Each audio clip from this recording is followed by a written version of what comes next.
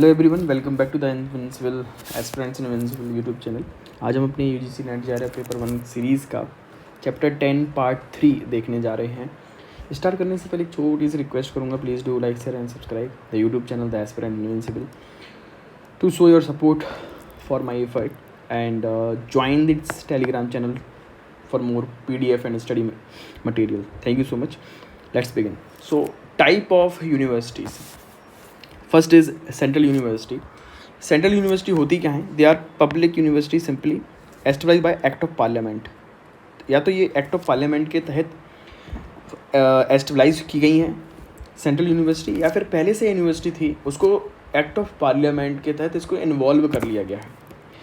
Ministry of education इसका ध्यान रखती है, यूजीसी इसको रिकॉग्नाइज करती है, एडवाइस करती है गवर्नमेंट को कि इस यूनिवर्सिटी को सेंट्रल यूनिवर्सिटी बना देना चाहिए यूजीसी एक्ट 1956 के तहत। There are approx 54 universities, central universities in India. President of India is visitor of all central universities as per the central university act 2009। Next is some important central universities in India, for example Rajiv Gandhi university जो है ईटानगर अरुणाचल प्रदेश में है, then Mahatma Gandhi university Motihari Bihar, Nalanda university Bihar में है, central Sanskrit university है जनकपुर छत्तीसगढ़ में है, और साउथ एशियन यूनिवर्सिटी आपकी दिल्ली में है। तो कुछ यूनिवर्सिटी का याद करना बहुत ज़्यादा ज़रूरी है, बाकी आप ज़रूर से गो थ्रू कर लें और सिनॉप्सिस इनकी बना के दो से तीन बार इसको याद कर लें। Indira Gandhi national tribal university, tribal university कहाँ पर है? अमरकंटक मध्य प्रदेश में है। महात्मा गांधी अंतर्राष्ट्रीय हिंदी विश्वविद्यालय मुंबई में है, और नेशनल स्पोर्ट्स यूनिवर्सिटी आपकी इम्फाल में मणिपुर में मिल जाएगी। नॉर्थ ईस्टर्न हिल यूनिवर्सिटी शिलोंग मेघालय में मिल जाएगा। इंडियन मैरीटाइम यूनिवर्सिटी चेन्नई में है, तमिलनाडु में। विश्व भारती यूनिवर्सिटी आपको शांति निकेतन यानी पश्चिम बंगाल में देखने को मिलती है, यहाँ पर है। Some other institutes, important institutes in India like Indian Institution of Advanced Studies कहाँ पर है? शिमला में है। National Institutions of Industrial Engineering Mumbai में है। School of Planning and Agriculture new Delhi में है। National Institution of Foundry and Forge Technology Ranchi में है। बहुत ज़्यादा फैक्चुअल नॉलेज है, आपको सिनॉप्सिस बनाने पड़ेंगे, नोट्स बनाने पड़ेंगे और याद करना पड़ेगा। अब स्टेट यूनिवर्सिटी के बारे में देखते हैं। तो स्टेट यूनिवर्सिटीज़ पब्लिक यूनिवर्सिटी हैं जो स्टेट गवर्नमेंट के द्वारा एस्टेब्लाइज की गई हैं। तो they are run and funded by the state government.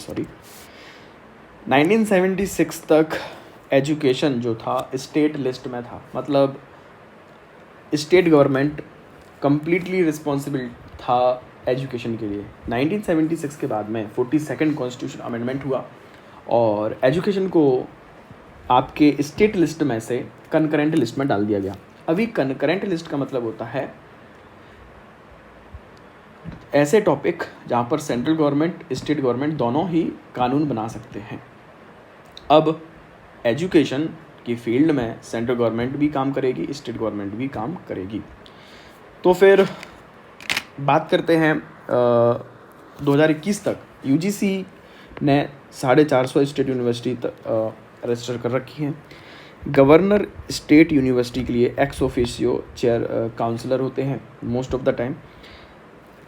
यहाँ पर पॉइंट याद रखने वाला ये है, जब governor as a counsellor act करते हैं तो they act independently, whereas they function for the government as executive, so they have to work with the aid and advice of the council of minister. तो governor जब government के लिए काम करते हैं, एज अ गवर्नमेंट काम करते हैं, तो काउंसिल ऑफ मिनिस्टर के साथ में ही काम करना पड़ता है, उनकी एड एडवाइस पे ही काम करना पड़ता है। लेकिन गवर्नर जब किसी स्टेट यूनिवर्सिटी के चांसलर की तरह काम करेंगे तो चांसलर की तरह वो इंडिपेंडेंट काम करते हैं। भारत की पहली महिला यूनिवर्सिटी कौन सी है? SNDT women university, established in 1916 by DK Karve. Simple. Next university type is deemed university. Deemed universities मतलब क्या है? कुछ ऐसी इंपॉर्टेंट इंस्टीट्यूशंस हैं जो हायर स्टैंडर्ड के साथ में फंक्शन करती हैं। तो यूजीसी इन इंस्टीट्यूशंस को यूनिवर्सिटी का स्टेटस देने के लिए रिकमेंड कर सकती है सेंट्रल गवर्नमेंट को as per the UGC act 1956 section 3। Section याद कर लो, आपके एग्ज़ाम में पिन पॉइंट नॉलेज पूछी जाती है। नेक्स्ट, डीम्ड यूनिवर्सिटी के पास में भी कुछ स्टेटस और प्रिविलेज रहेंगे। फॉर एग्जांपल इनको फंड मिलेगा, स्पेशल कैटेगरी मिलेगी, स्पेशल अटेंशन मिलेगा सेंट्रल गवर्नमेंट के से। मिनिस्ट्री ऑफ एजुकेशन ने डेफिनेशन प्रोवाइड की है इनकी डीम्ड यूनिवर्सिटीज़ की। Indian institution of science Bangalore में जो है, और इंडियन एग्रीकल्चर रिसर्च इंस्टीट्यूशन जो दिल्ली में है, ये दो यूनिवर्सिटीज़ हैं, दो इंस्टीट्यूशंस हैं जिनको पहली बार डीम्ड यूनिवर्सिटी का दर्जा मिला था। They are the first two institutions to get the status of deemed university in India. P N Tandon committee ने 2009 में 44 डीम्ड यूनिवर्सिटीज़ को ब्लैक लिस्ट करने के लिए सिफारिश की थी बिकॉज दे लैक कंप्लाइंसेस। तो आपके एग्ज़ाम में क्वेश्चन पूछ सकता है, PN Tandon committee is related to which of the following. तो it is related to deemed university और यूनिवर्सिटी कमेटी। सिंपल है। Next type of university is private university. Private university क्या होती है? तो they are operated by government, they are not operated by government, sorry, they are operated by the private individuals, private entities. They are established through the central or state act, but their management is under society or any company or any entity. Society register होती है society registration act 1816 के तहत, company register होती है company act 1956 के तहत। Private university एस्टेब्लाइज होने के बाद में कोई भी नया कॉलेज इससे एफिलिएटेड नहीं हो सकता है। इंडिया में लगभग 250 से ज़्यादा प्राइवेट यूनिवर्सिटीज़ हैं। पहली प्राइवेट यूनिवर्सिटी 1995 में 1995 में गैंगटॉक में एस्टेब्लाइज हुई, जिसका नाम है Sikkim Manipal university of health and medical technology science, technical science. इसको याद रखना बेहद ज़रूरी है। Then comes the institutes of national importance. तो कुछ ऐसे इंस्टीट्यूशंस हैं जो पार्लियामेंट ने या फिर स्टेट गवर्नमेंट ने एस्टेब्लाइज किए और नेशनल इम्पोर्टेंस के हैं। फॉर एग्जांपल आपके IITs, IIMs एक्सेट्रास। डेफिनेशन की बात करें तो they are the institutions which serve as a pivotal player in developing highly skilled personnel within the specified region of country or state। जुलाई 2021 के तक इंडिया में लगभग 161 इंस्टीट्यूशंस ऑफ नेशनल इम्पोर्टेंस हैं।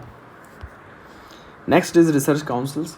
कुछ इम्पोर्टेंट रिसर्च काउंसिल्स हैं India में। For example Indian council for agriculture research ICAR new Delhi में है, फिर इसरो बेंगलोर में है।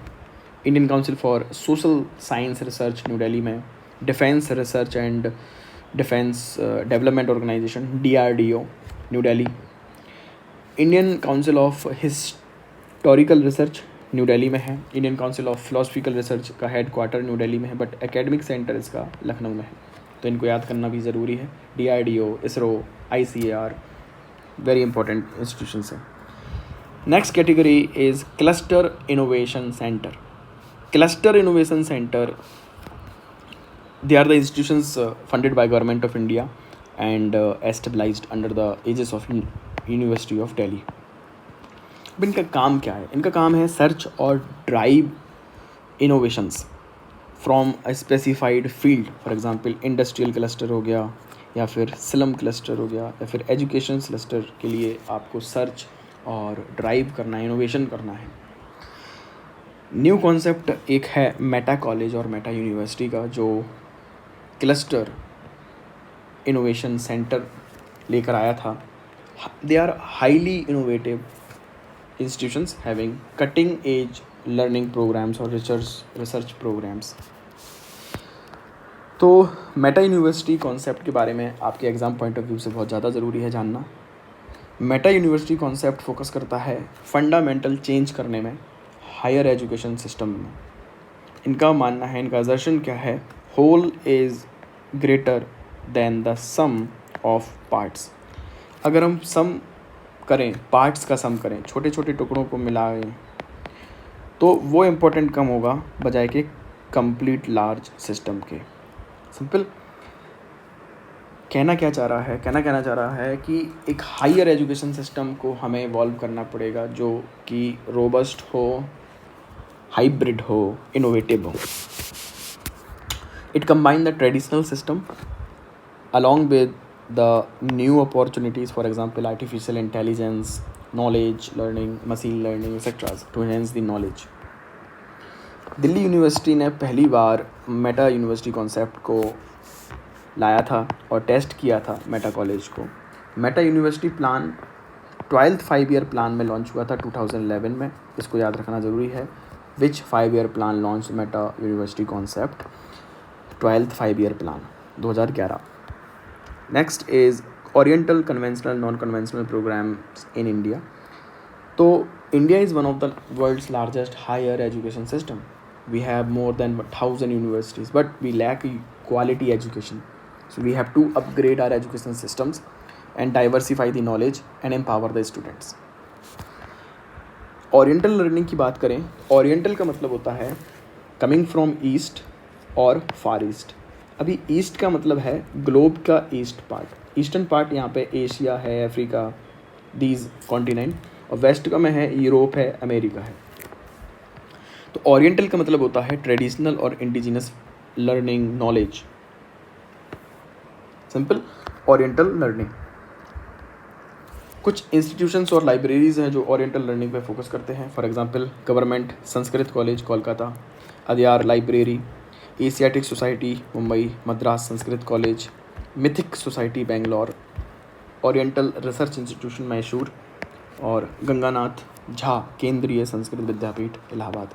इनके बारे में आप थोड़ा सा और जान लीजिए. इनकी लोकेशन ज़रूर लिख दें, सिनॉप्सिस ज़रूर बना लें और याद करें. आपके एग्जाम में डायरेक्ट फैक्चुअल नॉलेज पूछी जाती है. Then comes the conventional learning method. Conventional learning method मतलब सिंपल है, जो पहले से चला आ रही है उसी मेथड से पढ़ाई करना. For example chalk, black board और चॉक से पढ़ाई करना. ब्रिक एंड मोर्टार क्लासरूम भी इसे बोलते हैं. Face to face teaching method. यहाँ पर फोकस होता है ज़्यादा से ज़्यादा चीज़ों को याद करना. आइडियाज़ याद कर लो, फॉर्मूला याद कर लो. एग्ज़ाम वेरी कॉम्पिटिटिव एग्ज़ाम्स होते हैं और आपको फोकस मार्क्स पे करना है, अपनी रैंक पर फोकस करना है. यहाँ पर बच्चे अपने पैसन को फॉलो नहीं कर पाते. There is a difficulty in following the pace in conventional learning method. Whereas non conventional learning method है जहाँ पर ना तो मेथड फिक्स है, ना ही टाइम फिक्स है, ना ही प्लेस फिक्स है.